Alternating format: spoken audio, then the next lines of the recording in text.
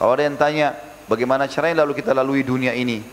Kalau seandainya memang kita tidak bisa atau kita harus melaluinya, bagaimana harus kita lalui? Maka hadisku sini menjawab.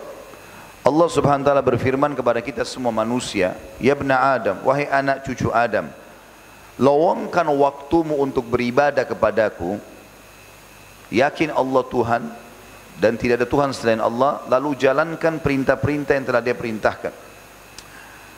Maka aku akan penuhi dadamu dengan kekayaan, dan aku akan penuhi semua atau aku akan hilangkan kemiskinanmu. Wa illa taf'al, kalau kau tidak lakukan itu, mala'tu yadaika syuklan walam asudda faqrak. Kalau kau tidak lakukan itu, kau tidak beribadah kepadaku, tidak menikmati yang halal, tidak mengerjakan yang diperintahkan, tidak meninggalkan yang dilarang, maka aku akan membuat hidupmu sibuk dengan urusan-urusan yang tidak perlu, dan aku tidak akan menghilangkan kefakiranmu.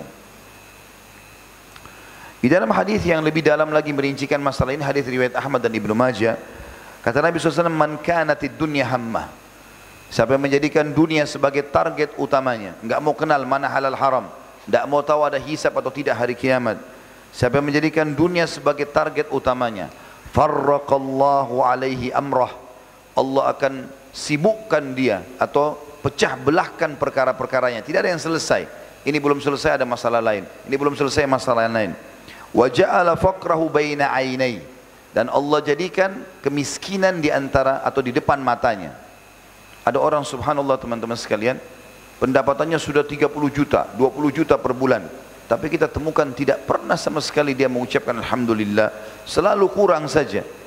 Karena dia menjadikan dunia sebagai targetnya, sehingga dari kekayaan lain, kekayaan ini kepada kekayaan yang lain, dari perempuan ini ke perempuan yang lain, dari mobil ini ke mobil yang lain, tidak ada sedikit pun yang dia merasakan sebuah nikmat itu, semuanya kurang.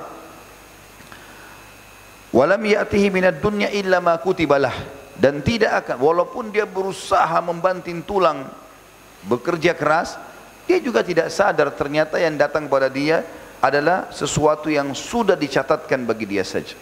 Tidak akan lebih daripada itu. Di Lauhul Mahfuz sudah ditentukan takdir rezekinya.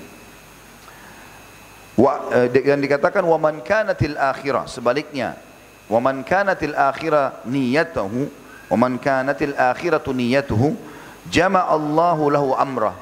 Siapa yang menjadikan dunia, siapa yang menjadikan akhirat sebagai targetnya, sehingga dunia dia lalui, tujuannya semua adalah akhirat, maka Allah akan menyatukan seluruh perkaranya. Maksudnya urusannya selesai semua. Ini selesai, itu selesai, ini selesai, semuanya selesai. Kita temukan ada orang subhanallah targetnya akhirat, di umur 40 tahun saya sudah bangun 10 masjid, sudah punya banyak rumah anak yatim, sudah punya ini, punya itu. Allah SWT berkait, karena targetnya akhirat. Wa ja'ala ginahu fil qalbih, dan Allah jadikan rasa kaya itu sifat kaya dalam hatinya. Orang kalau dalam hatinya sifat kaya, bukan di depan matanya, maka selalu saja dia tahu menilai nikmat itu. Minum saja enak, alhamdulillah. Makan sedikit, alhamdulillah. Sedikit saja dia selamat dari mau tabrakan gak jadi, alhamdulillah. Ambil pelajaran semua dari situ, selalu bersyukur. Kemudian dikatakan wa atathu dunya wa hiya ragimah, dan orang yang seperti ini pasti dunia akan datang kepadanya dalam kondisi terhina. Pepatah bahasa Arab mengatakan, artinya yang kurang lebih artinya, siapa yang mengejar dunia, akhiratnya akan luput. Siapa yang mengejar akhirat, akhiratnya akan ikut. Siapa yang mengejar akhirat, dunianya akan ikut. Jadi kalau orang targetnya akhirat, dunia ini akan jadi ikut sama dia. Akan mudah semua, pernikahannya mudah, pekerjaannya mudah, rezekinya mudah semuanya, karena targetnya akhirat.